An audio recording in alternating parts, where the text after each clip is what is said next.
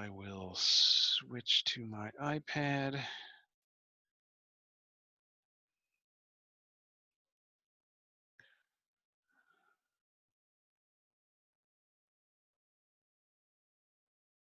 And there it is. Sort of. It's black. Why is it black? Come on.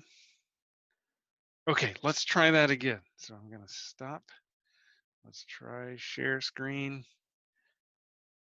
iPad. All right, there we go. Fabulous. Fantastic. Okay, so where were we? On Monday, we were talking about black holes, and we had illustrated a few interesting properties of black holes. Okay, so a black hole is, as the name suggests, a hole that is black. The actual mass of the black hole is concentrated at the center as a mathematical point that is a singularity as far as we know. However, there is some distance from the singularity called the Schwarzschild radius. And anywhere within the Schwarzschild radius, the escape velocity from the black hole is greater than or equal to c, the speed of light. And so consequently, if you are anywhere within the Schwarzschild radius, you're boned, right? You're gonna die, because eventually you're gonna hit the singularity. That's the only thing that could possibly happen. All right, so now the first thing we showed on Wednesday was that the Schwarzschild radius is given by 2gm over c squared, where m is the mass of the black hole, g is Newton's gravitational constant, so that's 6.67 times 10 to the minus 8 centimeters cubed for grams second squared. For whatever reason, I wrote that in CGS units because I'm a madman. All right, and c, of course, is the speed of light. And we all know what that is. 2.998 times 10 to the 10 centimeters per second. Okay, then the next thing we talked about, let's see what we talked about. We said that we appealed to Mr. Stephen Hawking,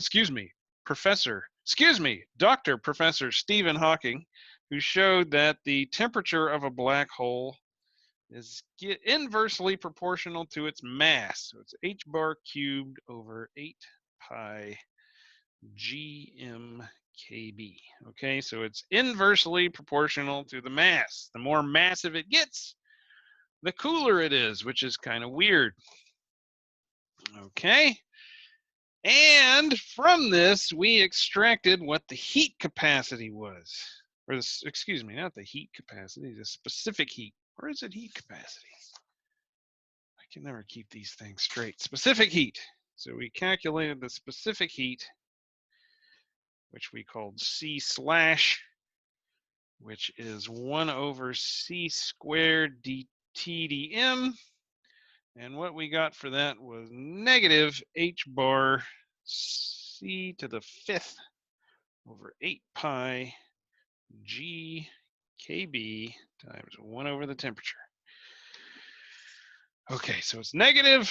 Freaky. Again, the more energy you add to it, the colder it gets, which makes sense. I mean, so that's because the temperature is inversely proportional to the mass. As you add more mass to it, that's the same thing as adding more energy to it. It gets colder. Okay, now from that, we were able to calculate what the entropy of a black hole was. So the entropy of a black hole is related, excuse me, we should start earlier than that. It's related to the temperature as the partial derivative of the entropy with respect to energy. And so in other words, by taking our formula for the temperature and integrating it with respect to energy or equivalently mass, then we get a formula for the entropy. And so the formula for the entropy that we got, so it is the integral of 1 over t dE, and that wound up giving us 4 pi kb gm squared over H bar C.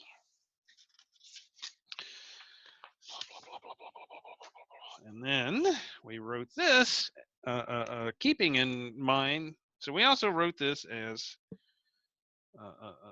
we can also write this as 4 pi kb times g over h bar c times the Schwarzschild radius squared times the speed of light to the fourth divided by 4g squared, which is kb a divided by 4, where a is defined to be 4 pi times the Schwarzschild radius divided by the Planck length squared.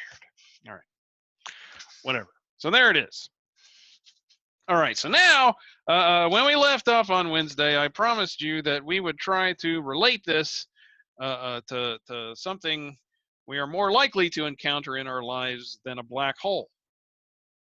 All right, and so what we're going to see actually next lecture is that one way to think of entropy is as a measure of the amount of information that a system contains. All right, and so in this case, that information refers to essentially the number of possible configurational states of all the mass that fell into the black hole, before it fell into the black hole. Okay, and so in other words, what we're going to say is that entropy is a measure of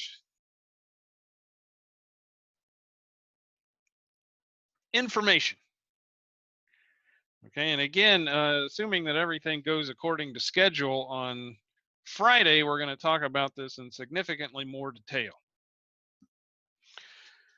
All right, and so, but now before we go into excruciating detail, let me just give you an example. All right, so how can we think of this in terms of information? All right, so first of all, think about how information is stored on your computer. So your information is stored on your computer in terms of bits, what are referred to as bits. Okay, so let's relate this to information storage in what are called bits. All right, so now what is a bit? A bit is simply any system that can exist in only two possible states.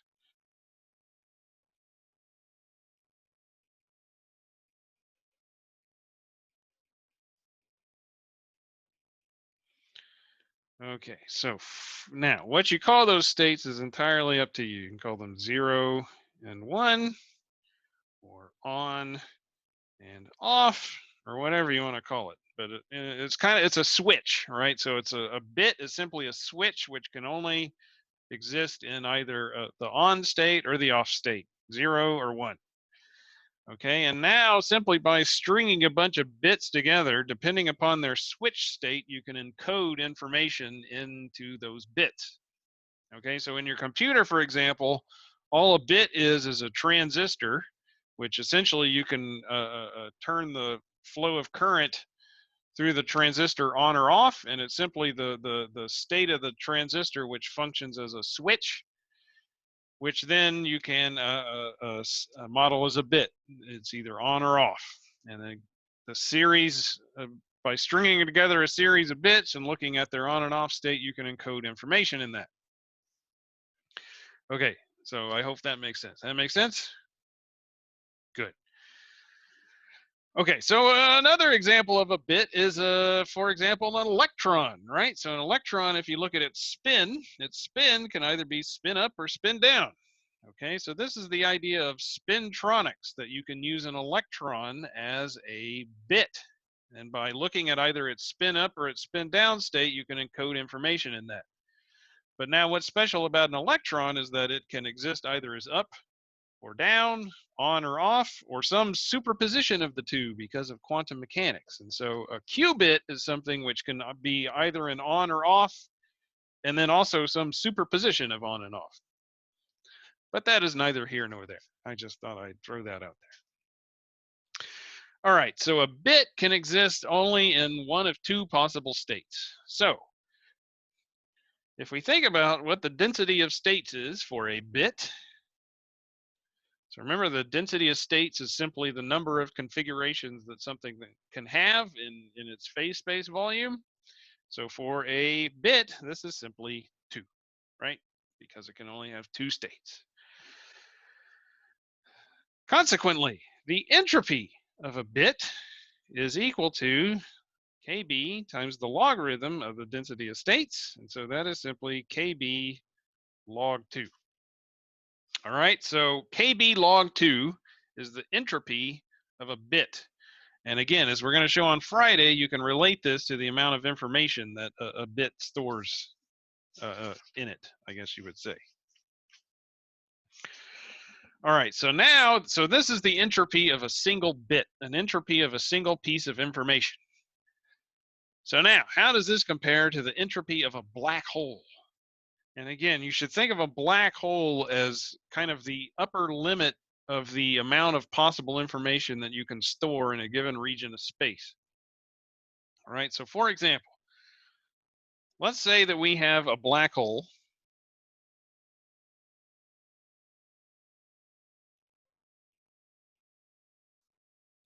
of radius 1 centimeter. And by radius, I mean the Schwarzschild radius, okay? So in other words, what we're going to calculate here is the entropy of a black hole of radius 1 centimeter. And then what we're going to say is that essentially that entropy corresponds to the amount of information that's stored in that black hole. If you store more information within a region of space of radius 1 centimeter, it will form a black hole. Okay. Okay, so we go back to our entropy formula for a black hole. And we can write this as 4 kb pi times c cubed over h bar g, and times Schwarzschild radius squared. And then you simply take 1 centimeter as your Schwarzschild radius and plug it in. And what you get is, I actually didn't write it down because I'm an idiot. Okay, but then, so the number that you get from this, then let's say we take the ratio of, we divide that by the entropy in a bit. That ratio, I did write down. That ratio is 6. So what you get is 6.96 times 10 to the 66 bits. Okay, so that's a crap load of information. Okay, so 10 to the 66 bits. If whatever information you are talking about, again, you can encode that information in bits. If you then try to stuff 10 to the 66 or more bits into a region of space that is 1 centimeter in radius, baby, you got a black hole cooking. Okay. All right, so that you can think of this as essentially the maximum amount of entropy that you can, or the maximum amount of information that you can put into any region of space. All right, so now let's, for example, compare this to a state-of-the-art hard drive.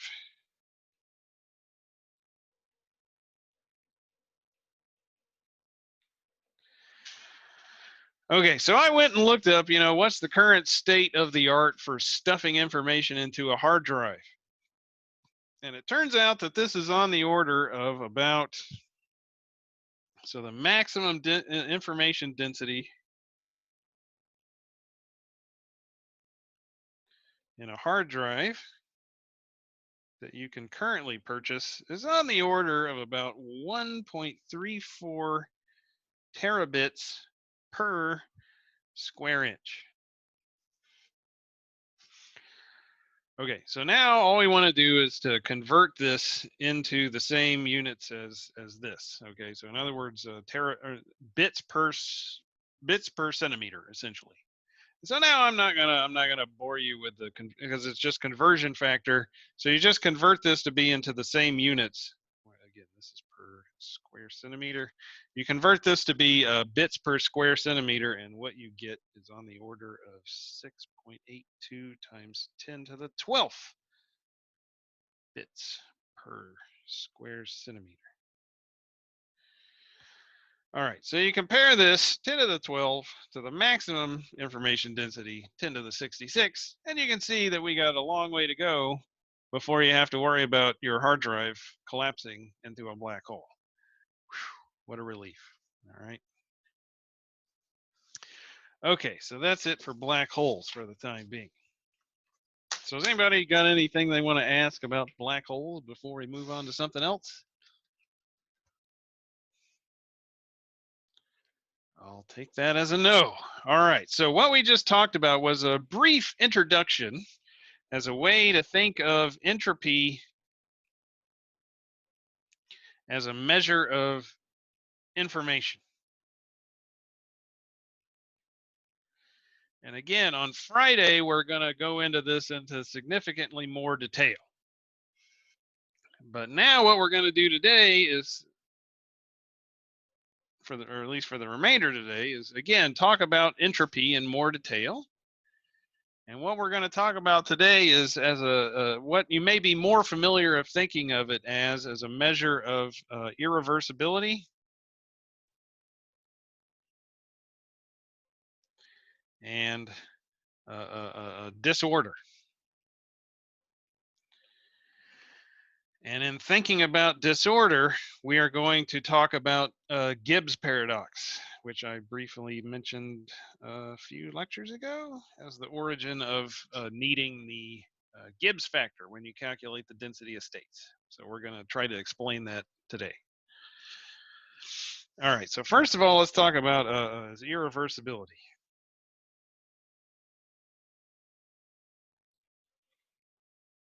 And here, I don't think we're even going to invoke statistical mechanics. I'm just going to remind you of what you learned back in thermodynamics. Okay, so back in thermodynamics, you defined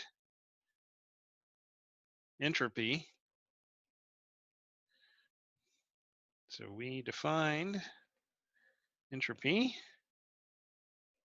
by a change in entropy is equal to a flow of heat divided by the temperature that your system is at. Okay, so the system you primarily thought about this in terms of was a heat engine. So in the context of a heat engine,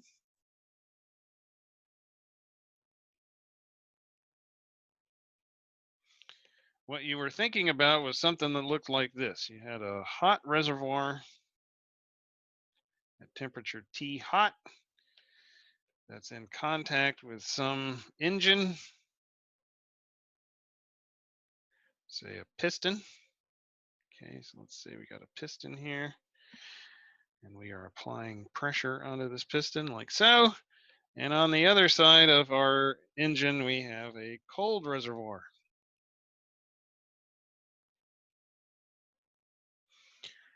Okay, and so what would happen would be that heat energy would flow from the hot reservoir into your engine. Okay, and the entropy associated with that happening was Q hot, the amount of energy that flowed from the heat reservoir into your engine divided by the temperature of the hot reservoir. Then that energy, as it flows into your engine, would do some kind of work on your system, and then you would dump waste heat into the cold reservoir. Okay, so you dump whatever waste heat, Q cold, into your cold reservoir, and that would correspond to some amount of entropy, Q cold over T cold. Okay, now in order for whatever process it is or was that your engine was going through, in order for this system to be reversible, in order for the system to be reversible, that is, in order for everything to just go back the way it was before you started running your engine, what you required was that S hot was equal to S cold. In other words, that the amount of entropy that you get from transferring heat from the hot reservoir to your engine is equal to the amount of entropy that you generate dumping your waste heat. And for all practical purposes, this is impossible. You can never really get this to happen in the actual, honest to God, real world. Okay. So now that's just a refresher of what you learned in thermodynamics, I hope. And so now the next thing we're going to talk about is entropy as disorder. And specifically, the idea we're going to have in our head as a measure of disorder is something referred to as mixing.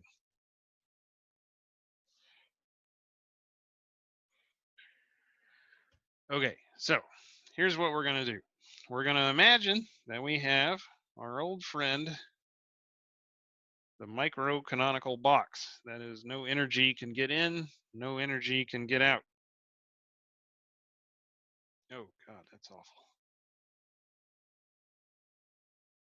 Okay, so here's my box. There it is. All right, now we're going to say this box, well, before we get there, what we're going to do to this box is we are going to put a divider down the middle of it.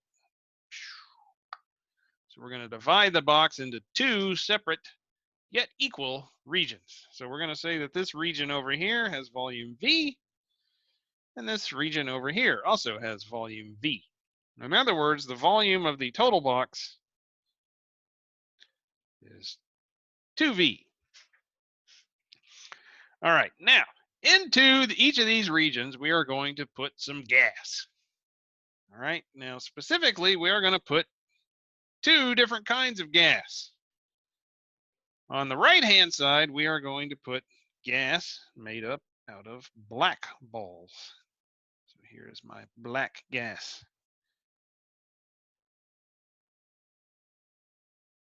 Okay, and to be specific, we are going to put, well, again, let's hold off on specifying a number. And on the left-hand side, we are going to put another gas. What color? Let's make it a green gas. I feel like having a green gas. Okay, green gas. There it is.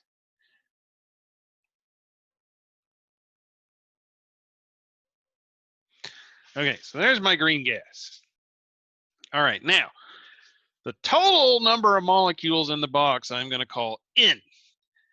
But now I'm going to specify that on each side, that is in, the left-hand side and the right-hand side, I'm going to have equal numbers of molecules. And so on the left-hand side with the green gas, I'm going to have N over 2 molecules over here. And on the right-hand side, the black side, I'm going to have N over 2 over here. All right, so in other words, the number of molecules is the same on each side. And the atoms and molecules, other than having a different color, are going to be otherwise exactly the same. Okay, so same mass. All we're doing is, again, we're saying that in classical mechanics, you can go in and paint labels on your balls so that in principle, you can tell them apart from one another. So that's what we got. We got identical molecules, it's just some are painted green, some are painted black. All right, so now what that means is that the pressure is the same on both sides. So the pressure is equal on both sides. The temperature is the same on both sides.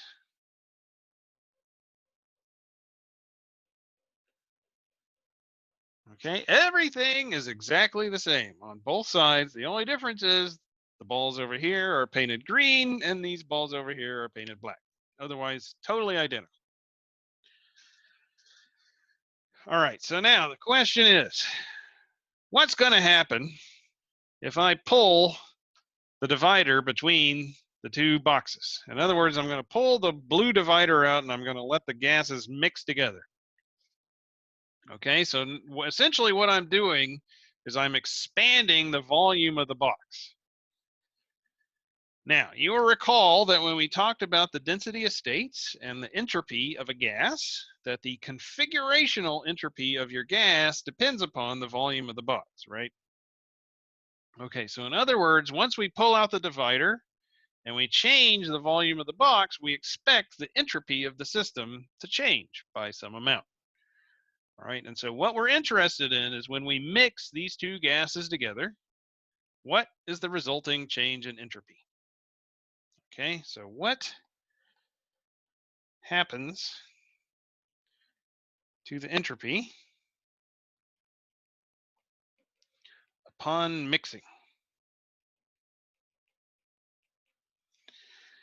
All right. So let's calculate it. All right. So now we talked about the entropy of a gas. All right. Okay, so the entropy of a gas depends upon its energy, that is its temperature. And we said that these states, that the density of states comes from two things. It comes from the momentum, possible number of momentum states that the gas can have, and it comes from the configurational number of states it can have. That is how you can distribute it in the box. Now, when I pull this divider out, essentially nothing is going to happen to the distribution of momentum states between the molecules. Okay, because I mean, the momentum space doesn't care about the configurational space at all. You know, I mean, you remember back when we calculated the number of momentum states we have, we didn't talk about volume or even spatial coordinates at all. Okay, so this is not going, our mixing is not going to have any effect on the density of momentum states. The only thing it will have an effect on is the density of configurational states. So in other words, what I'm going to do, I'm not going to worry about the momentum states. I'm only going to talk about the configurational states. Okay? Okay. All right. Now, just to remind you, we said that the number of momentum states that you get, so this is the density of, not momentum, density of configurational states is equal to the volume of your box raised to the number of molecules that you have. Okay, so that's what we talked about previously. And then two lectures ago, we discussed the need for this Gibbs factor. Okay, so the Gibbs factor is then you take the density configurational states, and then you divide by the Gibbs factor, n factorial.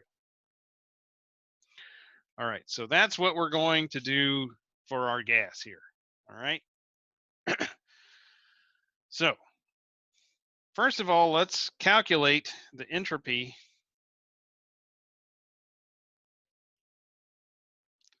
of the unmixed state. That is unmixed state. That is, we go back up here to this arrangement and we calculate the entropy of the system before we pull the divider out. All right, and so I will remind you again, what we have here is two gases. They each have number of molecules n over 2. They each have volume V. All right, so the entropy of our unmixed, system is equal to Boltzmann's constant times the logarithm of the total density of states of our gas at energy E. All right, now again, what we have, this is here, omega refers to the entire system. But now what we've done is to take this entire system and split it up into two subsystems. One subsystem has green gas, the other subsystem has black gas. And as we've discussed previously, the way that we write the density of states of the entire system is as the product of the density of states of our subsystems. All right, so in other words, we can write this as Kb times the log of omega for our green gas times omega of our black gas. Okay. All right. Now, again, now this omega, each of these omegas is going to be a product of the momentum states and the configuration states. But the momentum states, again, we can just, because we're taking a logarithm, we can split them off. Everything's going to stay the same. So we're just not going to worry about the momentum states. So now let me just rewrite this in terms of the configurational states. Okay, so it's Kb log. Now I write the configurational entropy of the green gas. The configurational entropy of the green gas is the volume of my box for the green gas, which is V, because that's what I called it, raised to the power of the number of molecules that I have, and that is n over 2, divided by the Gibbs factor, which is the number of molecules that you have, n over 2, factorial. So that's the configurational entropy of my green gas. Oh, and so now I multiply that times the configurational entropy of my black gas, which is exactly the same, because other than being black or green, they have the same number of molecules, they have the same volume, so the configurational entropy of the black one is going to be exactly the same as the configurational entropy of the green one. So it's exactly the same thing. Okay, so there's our entropy. Now, this is the same thing as if I just take this one thing, v n over 2 over n over 2 factorial squared, right? I mean, that doesn't get any more basic than that. And then because of the properties of logarithms, I can pull this exponent out front, and I get that this is 2 kb log v n over 2 over n over 2 factorial. Okay, so this is the entropy of my unmixed gas.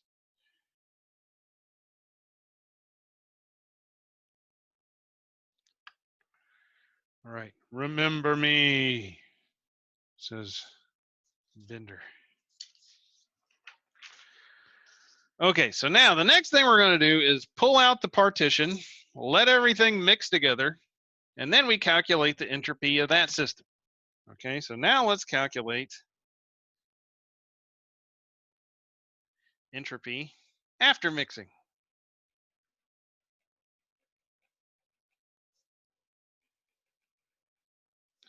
Okay, so I'm going to call that, appropriately enough, S mixed. All right, same deal. So it's KB, whoa, that's an ugly B, KB times the logarithm of the density of green states times the density of black states. Okay, so exactly the same argument. All right, so now we do KB times the logarithm. Okay, and the entropy, the density of configurational states of our green gas is exactly the same as it was before. It's the volume of our box raised to the number of molecules that we have, divided by the factorial of the number of molecules that we have. The only thing that has changed is the volume of the box, because now what's happening is that because we've removed the partition, the total volume of the box is 2V, and now our little green balls are free to go wherever they damn well please. So now the volume available to the green balls is 2V. Okay, so now we've got 2V to the n over 2 over n over 2 factorial. The same is exactly true of our black balls as well. The black balls also get to go wherever they please. Okay, so our black balls also have entropy. 2V, not entropy, density of states. 2V to the n over 2 over n over 2 factorial. Okay. So same algebraic massage as before, and what we get is 2 kb log 2v to the n over 2 over n over 2 factorial. All right, so now the question is, how much has the entropy changed?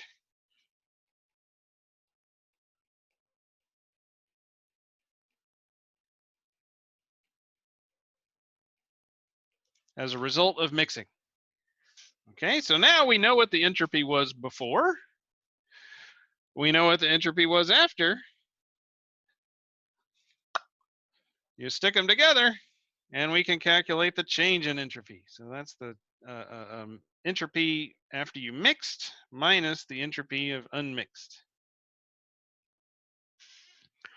So you just do it, right? So the entropy of mixed, as we just saw, is 2 kb log 2v to the n over 2 over n over 2 factorial minus 2 kb log v to the n over 2 for n over 2 factorial. Now you just, again, do some algebraic massage. All right, so you keep in mind that logarithms of products you can write as the sum of logarithms. All right, so you can rewrite this as, all right, let's just do it, 2 kb log 2 to the n over 2 plus 2 kb log v to the n over 2 over n over 2 factorial. So again, all I'm doing is I'm just taking this thing right here and saying, okay, this is a product of 2 to the n over 2 times v to the n over 2 divided by n over 2 factorial. Okay, so this term, this is coming from right here, and this is coming from this thing. Okay, and then I still have this other term, minus 2 kb log v to the n over 2, n over 2 factorial. Oh my God, look at this. Those two things are exactly the same. This one's got a plus sign. That one's got a minus sign. Ah, I love it when these things happen. They just cancel each other out. Okay. All right, so we're left with 2 kb log 2 to the n over 2. Again, I can apply my rules of logarithms and I pull this exponent out front. You can see the 2's are going to cancel and you get n kb log 2. So this is the change in entropy from mixing.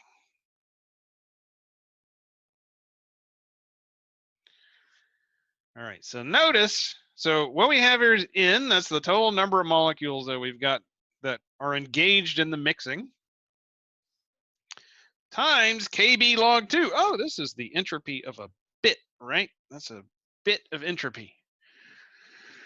Okay, so in other words, what you get is a bit of entropy for every molecule that you have that gets mixed together. That's it. Okay, so now what you've done is you've taken an ordered system, that is one where you have all the molecules of one gas on one side and all the molecules of the other gas on the other side. And when you mix them together, you scramble all those things together, you go into a more disordered state, but otherwise it's identical, it's just more disordered.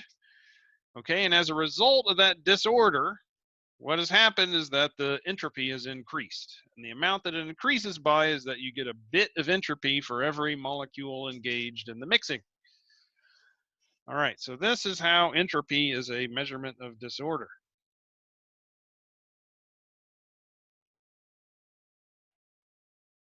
The more disordered it is, that is, the more molecules you have mixing together, the more entropy you get. Okay, so now let's apply this to, let's do the same thing again. Okay, except we're going to make one change to it. And this was first thought of by our good friend Gibbs. I feel like by now I should have looked up what his first name was. But I know it, again, I know it wasn't Barry Gibbs, because I know this wasn't the guy from the Bee Gees. Okay, and so big Gibbs paradox is exactly the same problem. It's exactly the same problem. I've got a box. It has total volume 2V.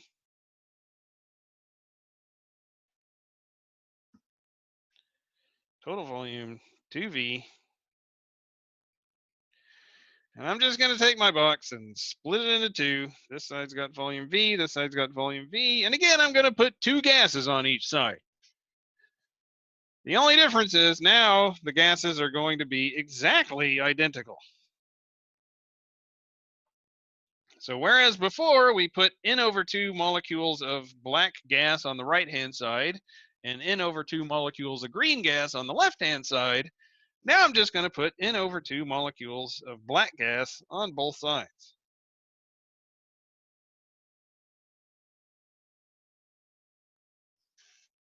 Okay, and then I'm gonna, now you can imagine what happens. I pull the partition out, and what has changed? Absolutely nothing, right? So nothing has changed. I mean, so now I've got exactly the same gas on each side. I pull the partition out, I let everything mix, and then I put the partition back in, and once I put the partition back in, I've got exactly the same damn thing that I started out with, right? So in other words, by mixing these two things together, really nothing has happened at all. There's no, even though they've mixed, they haven't really mixed because they're all identical anyway. All right, so let's see what happens. So now, because nothing has happened, you would expect, this is kind of weird, right? You would expect that the entropy you shouldn't get any entropy because it's the same damn thing. So let's try going through the math and seeing what we get. All right, so again, we're going to start out with the entropy of the unmixed state.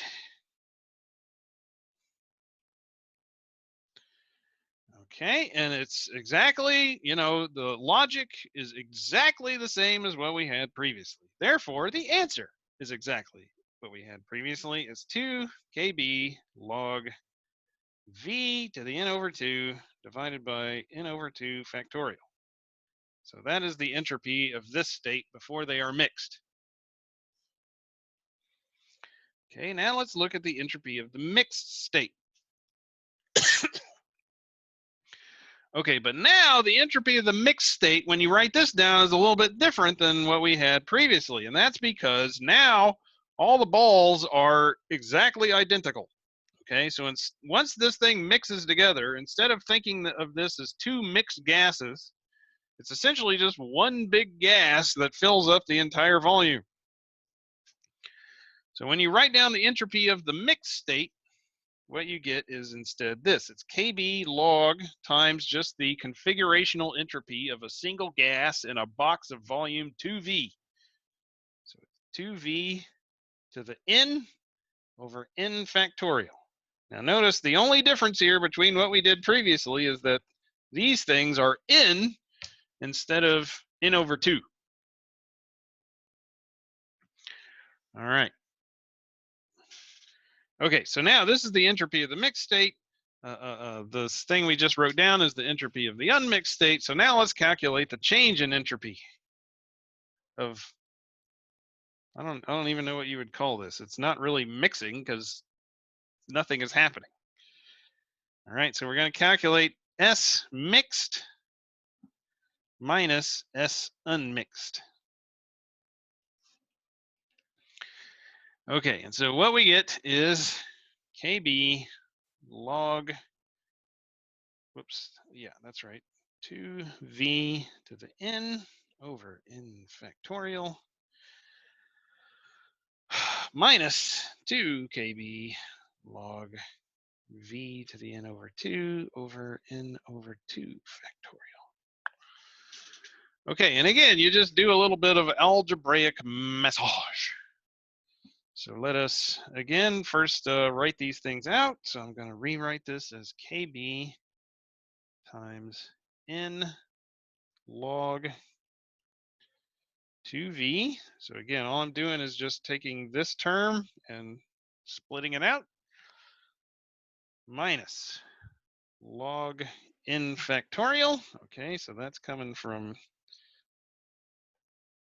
here. That first term is coming from here. Okay, very good. Then we get minus kb n log v minus log n over 2 factorial squared. So that's how I'm going to write this second term. Okay, so now we're going to use a trick. We are going to use so what we have here is the logarithm of a very, very, very big number. So factorials in general are very big. N is very big. So this logarithm, this thing is outrageously huge, right? Okay, so what we're going to use is that when you're talking about the logarithm of very large numbers, you can say, in particular, the logarithm of a factorial is approximately equal to n log n minus n. All right, so you take this approximation, which again, when n is very large, this approximation is very, very good. And you plug that into here, and what you get is 0. We got a question from the audience. Can I figure out how to get the question? There it is. Is this Stirling? I believe that, yes, indeed. I believe this is what's referred to as the Stirling approximation. That's right. Okay, so when you make the Stirling approximation of this logarithm of factorial, what you wind up is that everything cancels out, and therefore you get the entropy of mixing two identical gases is 0, which is exactly what it damn well ought to be, right? Because, I mean, again, like I said, you take the partition out, everything mixes, you put the partition back in, and you have exactly reversed, you've exactly gone back to whatever your original state is, and so the entropy of mixing two identical gases should damn well be 0. Okay, so now you ask yourself, why is this thing 0? Mathematically, I mean. Mathematically, why it's 0 is, again, because we've got these factorials showing up. Okay, and these factorials show up from the Gibbs factor. Okay, so if you go back to where we very started back here, way back here, right here, we said that the density of states of a gas in a volume V was equal to this, the volume raised to the power n divided by n factorial, where this is our Gibbs factor. Okay, so now, if you go through and you try doing this without that Gibbs factor, this will not be 0. Okay, and so now this is why all this is named after Gibbs, is because, you know, originally they didn't have the Gibbs factor, and he went through and he calculated what do you get for mixing two identical gases, and you don't get 0. The only way you get 0 is if you introduce the Gibbs factor in order to take into account the undistinguished character of all of the molecules in the box. Okay, now is there anything that else I want to say about this? Okay, so if you don't have, let me tell you what the answer would be without the Gibbs factor. Without the Gibbs factor, the answer that you would have gotten would have been equal to this, minus n kb log 2. Okay, so without the Gibbs factor, you mix two identical gases together, the entropy would actually go down. That doesn't make a damn bit of sense. All right, it ought to stay 0. Okay. So Gibbs realized this. Gibbs said, okay, the way you fix this is that you divide the density of states by the factorial of the number of molecules. The interpretation of that is that the molecules are undistinguished. All right, so that's why we remember the name. It's Walter. I believe his name was Walter. That's why I remember Walter Gibbs. All right, so I think that's it. So does anybody have any questions about anything? All right, very good. So then on Friday, the next time we are scheduled to meet is the discussion section at noon. Again, you're free to come if you got questions about the homework. You're free to not come if you don't care. Then we have our class at 4, and the homework 2 is due at 5. And so I will see you guys then. All right. All right. Stop share. End meeting. Hasta la vista.